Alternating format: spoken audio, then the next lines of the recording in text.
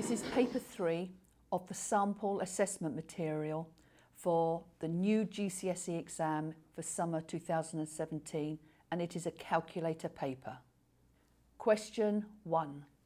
The diagram shows a trapezium A, B, C and D and two identical semicircles, and I can see these in my diagram. The centre of each semicircle is on the line DC. Work out the area of the shaded region, and we need to give our answer correct to 3 significant figures.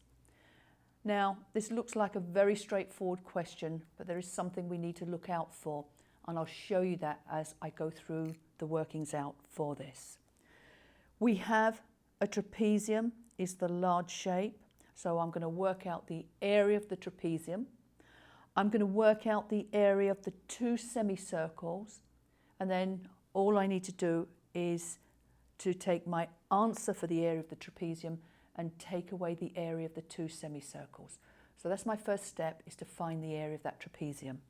Now, the area of the trapezium is equal to, and there's a little formula you have to remember, half the sum of the parallel sides multiplied by the distance between them. So it's a half of A plus B multiplied by H, which is going to be a half of, my A and my B are my parallel sides. So I'm going to do 12 plus 28, because that's my A and that's my B, and it doesn't matter about the order. Now the height is going to be the perpendicular height between them, which is the 14. I'm going to multiply that out and I get an answer of 280 centimetres squared. Now I need to find the area of two semicircles. Now, because they are two semicircles, I'm going to work out the area of one circle. So what I'm in fact going to do, I'm going to join these two semicircles together, and I'm going to find the area of just one circle. The area of one circle, and this is the two semicircles joined together. The formula for that is pi r squared, which is pi multiplied by. Now this is where I said at the beginning, I've got to look out for something. I need the radius of these semicircles. Now I know that D to C is 12 centimetres. So the diameter of one of these circles is going to be 12 divided by 2. The radius is going to be that answer divided by 2 as well. Or I'm just going to do 12, the whole of the 12, divided by 4, which gives me an answer of 3. So radius to the centre, 3, 3, 3 and 3. So the radius here, I'm going to transfer that 3 squared into my formula. So I've got pi multiplied by 3 squared, which is going to give me 28.27433388823.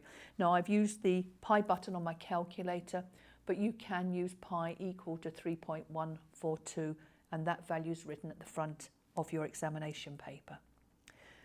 All that remains for me to do now is to do 280 take away, which was the area of the whole trapezium, take away the area of the two semicircles, which is 2743338823.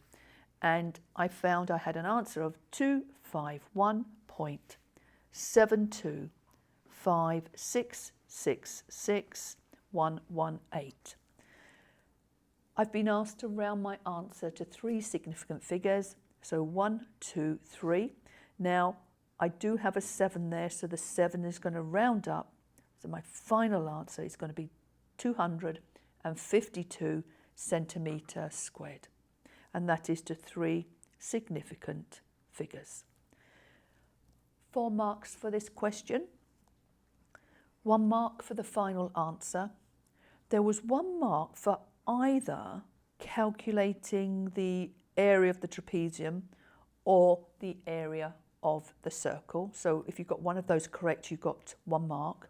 There was 1 mark, and this was actually key, was finding the radius. Now I know that was a very simple operation, but there was 1 mark for finding the radius, and there was 1 mark for taking the area of the trapezium and taking away the area of the circle.